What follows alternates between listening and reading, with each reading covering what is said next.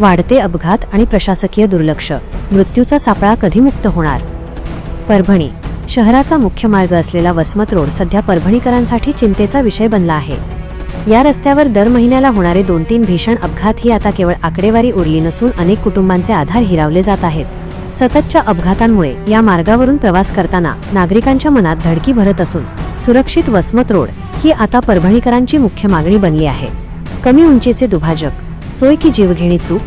वसमत रोडवरील दुभाजकांची डिवायडर्स उंची अतिशय कमी असल्यामुळे अनेक वाहनधारक आणि पादचारी शॉर्टकटच्या नादात रस्ता ओलांडण्याचा प्रयत्न करतात. लवकर पलीकडे जाऊ या एका चुकीच्या विचारामुळे समोरून येणाऱ्या भरधाव वाहनाचा अंदाज येत नाही आणि क्षणात होत्याचे नव्हते होते. प्रशासनाने या दुभाजकांची उंची वाढवून रस्ता ओलांडण्याच्या चुकीच्या पद्धतीला कायमचा लगाम लावणे आवश्यक आहे. फुटपाथ हरवला, पादचारी जीव मुठीत धरून रस्त्यावर. रस्त्याच्या कडेला पादचाऱ्यांसाठी असलेले फुटपाथ आता दुकाने आणि अनधिकृत पार्किंगच्या विळख्यात सापडले आहेत. चालण्यासाठी जागाच उरली नसल्याने सामान्य नागरिकांना मुख्य रस्त्यावरून चालावे लागते. आधीच वाहनांची वर्दळ आणि त्यात पादचाऱ्यांची कसरत यामुळे अपघाताची दाट शक्यता निर्माण झाली आहे. अतिक्रमण करणाऱ्यांवर कठोर कारवाई करून फुटपाथ मोकळे करणे ही प्रशासनाची नैतिक जबाबदारी आहे. परभणीकरांचा सवाल, अजून किती बळी हवेत? वसमत रोडवरील काही ठराविक ठिकाणी नेहमीच गर्दी असते.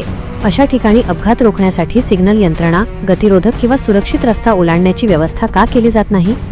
असा संतप्त सवाल जनता विचारत आहे. केवळ रस्ते चकाचक असून चालत नाही, तर त्यावर चालणारा माणूस सुरक्षित असणे जास्त महत्त्वाचे आहे.